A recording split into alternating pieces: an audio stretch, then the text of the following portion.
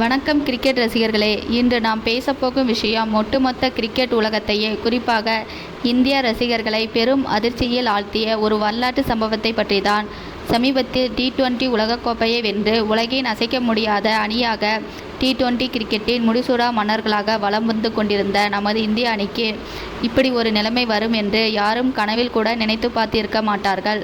ஆம், கத்துக்குட்டி அணியாக கருதப்படும் அயர்லாந்து அணிக்கு எதிராக வரலாற்றில் முதல் முறையாக இந்திய அணி T20 போட்டியில் படுதோல்வியை சந்தித்துள்ளது.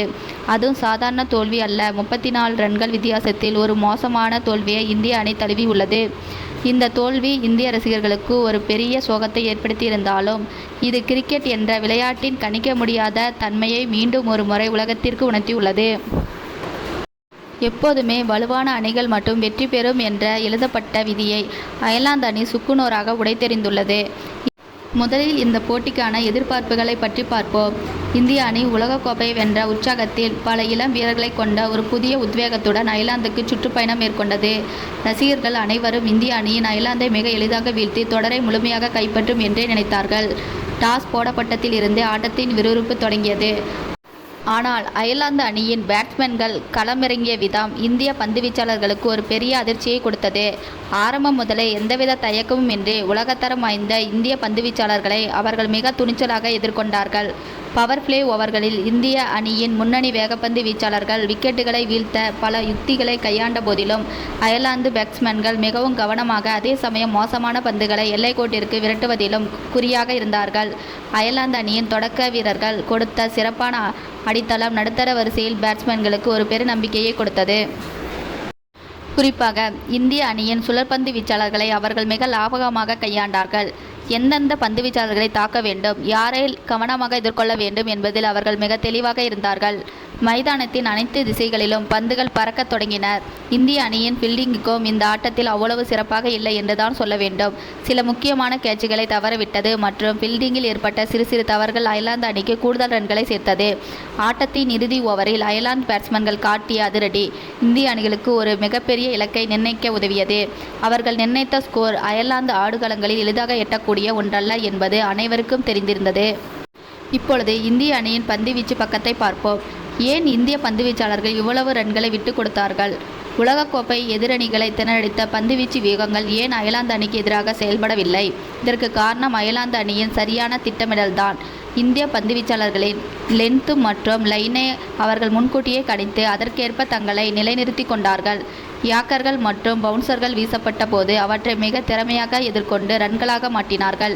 இந்திய அணி கேப்டன் பந்துவீச்சாளர்களை மாற்றிக்கொண்டே இருந்த போதிலும் அயர்லாந்து அணியின் ரன் குவிக்கும் வேகத்தை கட்டுப்படுத்த முடியவில்லை. இந்த இடத்தில் இந்திய அணியின் பந்துவீச்சாளர்கள் தங்களின் அடிப்படை தவறுகளை திருத்திக் கொள்ள தவறிவிட்டார்கள் என்றுதான் அப்பட்டமாக தெரிந்தது. விக்கெட்டுகள் விளையாத நேரங்களில் ஏற்படும் அழுத்தத்தை இந்திய பந்துவீச்சாளர்களால் சரியாக கையாள முடியவில்லை. இதனால் அயர்லாந்து அணியின் ஒரு வலுவான மற்றும் சவாலான இலக்கை இந்திய அணிக்கு முன்னால் வைத்தது. இந்த இமாலய இலக்கை துரத்த களமிறங்கிய இந்திய அணிக்கு ஆரம்பமே பெரும் அதிர்ச்சியாக காத்து கொண்டிருந்தது. அயர்லாந்து அணியின் வேகப்பந்து வீச்சாளர்கள் தங்கள் சொந்த மண்ணின் ஆடுகளத்தன்மையை மிக சரியாக பயன்படுத்தி கொண்டார்கள். பந்து காற்றில் அபாரமாக ஸ்விங் ஆனதோடு மட்டுமல்லாமல், பிஞ்சான பிறகும் பந்து வேகமாக எழுந்து வந்து இந்திய பேட்ஸ்மேன்களை பெரிதும் சிதறடித்தது.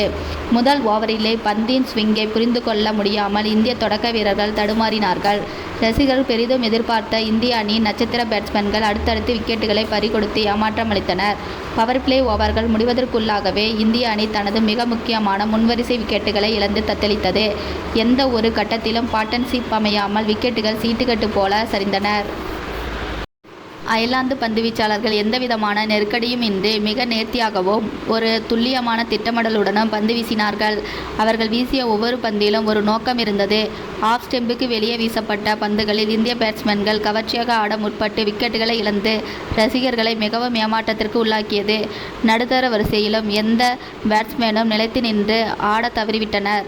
ஒரு மாபெரும் அணியின் பேட்டிங் வரிசை ஒரு கத்துக்குட்டி அணியின் பந்துவீச்சின் முன்னால் இப்படி சரணடையும் என்று யாரும் எதிர்பார்க்கவில்லை. ஆட்டத்தின் கட்டுப்பாடு முழுமையாக அயர்லாந்து அணியின் கைக்குள் சென்றுவிட்டது. இந்திய அணியின் தோல்வி கிட்டத்தட்ட உறுதியாகிவிட்ட ஒரு சூழ்நிலை உருவானது. ஆனால் அந்த இருண்ட சூழ்நிலையிலும் இந்திய ரசிகர்களுக்கு ஒரு மிகப்பெரிய நம்பிக்கை நட்சத்திரமாக திகழ்ந்தவர் இளம் புயல் அபிஷேக் சர்மா.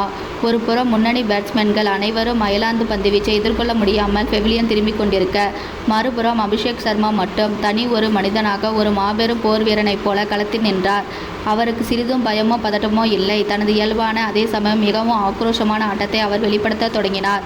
பந்தின் தன்மையை புரிந்து கொண்டு எந்த பந்தை அடிக்க வேண்டும், எதை விட வேண்டும் என்பதில் மிக தெளிவாக இருந்தார். அயர்லாந்து பந்துவீச்சாளர்கள் அவருக்கு எத்தனையோ நெருக்கடிகளை கொடுத்த போதிலும் அத்தனையையும் தவிடுபொடியாக்கி பந்துகளை எல்லைக்கோட்டிற்கு விரட்டி கொண்டே இருந்தார். சுழல் பந்து, வேகப்பந்து என பாகுபாடுமின்றி அனைத்து பந்துவீச்சாளர்களையும் அவர் துவம்சம் செய்தார். அவர் அடித்த பல சிக்சர்கள் மைதானத்தின் மேற்கூரையை தொடும் அளவுக்கு பிரம்மாண்டமாக இருந்தது.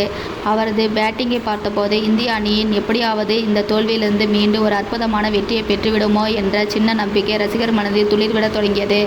அபிஷேக் சர்மாவின் ஸ்ட்ரைக் ரேட் மிக அபாரமாக இருந்தது. அவர் ஒவ்வொரு பந்தையும் எதிர்கொண்ட விதம் அவரது முதிர்ச்சியான ஆட்டத்திறனையும் இத்தகைய இக்கட்டான சூழ்நிலையிலும் சிறப்பாக செயல்படும் மன உறுதியையும் காட்டியது. மைதானத்தில் இருந்த கொஞ்ச நஞ்ச இந்திய ரசிகர்களும் தொலைக்காட்சியில் பார்த்த கோடிக்கணக்கான ரசிகர்களும் அபிஷேக் சர்மாவின் ஆட்டத்தை பார்த்து மெய் சிலிர்த்து போனார்கள். T20 கிரிக்கெட்டில் ஒரு பேட்ஸ்மேன் எப்படி விளையாட வேண்டும் என்பதற்கான ஒரு சரியான உதாரணத்தை அவர் அன்று மைதானத்தில் நிகழ்த்தி காட்டினார். அவருடைய ஆட்டம் வெறும் அதிரடி மட்டுமல்ல, மிக சிறந்த கிளாசிக் ஷாட்டுகளும் அதில் கலந்திருந்தது. ஆனாலும் கிரிக்கெட் என்பது ஒரு தனி மனிதனின் விளையாட்டு அல்ல, இது ஒரு குழு விளையாட்டு. அபிஷேக் சர்மா ஒரு முனையில் தொடர்ந்து ரன்களை குவித்து கொண்டிருந்தாலும் மறுமுனையில் அவருக்கு துணை நிற்க ஒரு பேட்ஸ்மேன் கூட இல்லாமல் போனதுதான் இந்தியாவின் மிகப்பெரிய துரதிர்ஷ்டம். அவருக்கு கை கொடுக்க யாரும் இல்லாததால் ரன் ரேட் அழுத்தம் ஒட்டுமொத்தமாக அவர் மீது விழுந்தது. இதனால் ஒவ்வொரு ஓவரிலும் பெரிய ஷாட்டுகளை ஆட வேண்டிய கட்டாயத்திற்கு அவர் தள்ளப்பட்டார். ஒரு கட்டத்தில் ரன் தேவை மிக அதிகமாக போகவே அவரும் ஒரு கடினமான ஷாட்டை ஆட முற்பட்டு துரதிர்ஷ்டவசமாக தனது விக்கெட்டை இழந்தார். அவர் ஆட்டமிழந்த அந்த நொடியில் ஒட்டுமொத்த இந்திய ரசிகர்களின் நம்பிக்கையும் சுக்குநூறாக உடைந்தது. அபிஷேக் சர்மாவின் விக்கெட் விழுந்ததும் எஞ்சியிருந்த இந்திய வீரர்களும் சீக்கிரமே ஆட்டமிழந்தனர். இறுதியில் இந்திய அணி 34 ரன்கள் வித்தியாசத்தில் ஒரு மிகப்பெரிய தோல்வியை தழுவியது. அபிஷேக் சர்மாவின் அந்த தனித்துவமான வரலாற்று சிறப்புமிக்க அந்த அதிரடி ஆட்டம் வீணாகி போனது அனைவரின் மனதிலும் ஒரு பெரிய வலியை ஏற்படுத்தியது. அவர் மட்டும் இன்னொரு முனையில் இருந்து கொஞ்சம் ஆதரவு கிடைத்திருந்தால் இந்த போட்டியின் முடிவு நிச்சயமாக வேறொன்றாக இருந்திருக்கும். இந்த தோல்விக்கு பிறகு இந்திய அணியின் கேப்டன் மற்றும் நிர்வாகம் மீது பல விமர்சனங்கள் எழுந்துள்ளன. ஆடு 11இல் செய்யப்பட்ட மாற்றங்கள் சரியானவையா, ஆடுகளத்தின் தன்மை சரியாக கணிக்க தவறியது ஏன் போன்ற பல கேள்விகள் முன்வைக்கப்படுகின்றன. உலக சாம்பியன் என்ற மமத்தையில் இந்திய அணி அயர்லாந்தை மிக எளிதாக எடை போட்டு விட்டதா என்ற சந்தேகம் கிரிக்கெட் வல்லுநர் மத்தியில் எழுந்துள்ளது. மறுபுறம் அயர்லாந்து அணியை எவ்வளவு பாராட்டினாலும் தகும். உலக சாம்பியனை வீழ்த்துவது என்பது சாதாரண விஷயமல்ல. அதற்கு அவர்கள் போட்ட திட்டங்கள், களத்தில் அதை செயல்படுத்திய விதம், பந்துவீச்சு, பேட்டிங், பீல்டிங் என மூன்றிலும் அவர்கள் காட்டிய அசாத்தியமான ஈடுபாடு ஆகியவை அவர்களுக்கு இந்த ஒரு வரலாற்று வெற்றியை தேடி கொடுத்துள்ளது. இந்த வெற்றி அயர்லாந்து கிரிக்கெட் வரலாற்றில் பொன்னெழுத்துக்களால் பொறிக்கப்பட வேண்டிய ஒரு சாதனையாகும். இது சிறிய அணிகளுக்கு மிகப்பெரிய உத்வேகத்தை அளிக்கும். எந்த ஒரு பலம் பொருந்திய அணியையும் சரியான திட்டமிடல் மற்றும் நம்பிக்கை இருந்தால் வீழ்த்த முடியும் என்பதை அயர்லாந்து இன்று உலகத்திற்கு காட்டியுள்ளது. இந்திய அணியை பொறுத்தவரை இந்த தோல்வி ஒரு மிகப்பெரிய பாடமாக அமையும். உலக சாம்பியனான இருந்தாலும் எந்த ஒரு போட்டியையும் எந்த ஒரு எதிரணியையும் சாதாரணமாக நினைத்துவிடக்கூடாது என்பதை இந்த 34 ரன்கள் வித்தியாசத்திலான தோல்வி அவர்களுக்கு ஆழமாக உணர்த்தியிருக்கும்.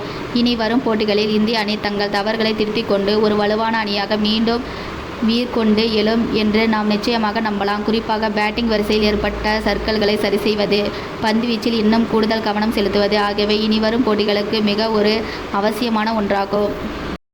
அபிஷேக் சர்மா போன்ற இளம் வீரர்கள் அணிக்கு கிடைத்த மிகப்பெரிய பொக்கிஷம் என்பதை இந்த ஆட்டம் நிரூபித்துள்ளது.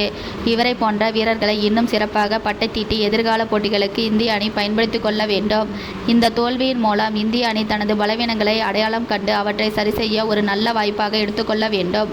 கிரிக்கெட் உலகில் வெற்றிகளும் தோல்விகளும் சகஜம்தான். ஆனால் தோல்விகளிலிருந்து கற்றுக்கொள்ளும் பாடங்கள் தான் ஒரு அணியை மாபெரும் வெற்றி பாதைக்கு அழைத்துச் செல்லும். அடுத்த போட்டியில் இந்திய அணி தனது சாம்பியன் ஆட்டத்தை மீண்டும் வெளிப்படுத்தி அயர்லாந்து அணிக்கு பதிலடி கொடுக்கும் என்று நாம் அனைவரும் காத்திருப்போம். இந்த ஆழமான அலசல் உங்களுக்கு பிடித்திருக்கும் என்று நம்புகிறேன். மீண்டும் ஒரு சுவாரஸ்யமான கிரிக்கெட் அப்டேட்டுடன் உங்களை சந்திக்கிறேன். நன்றி.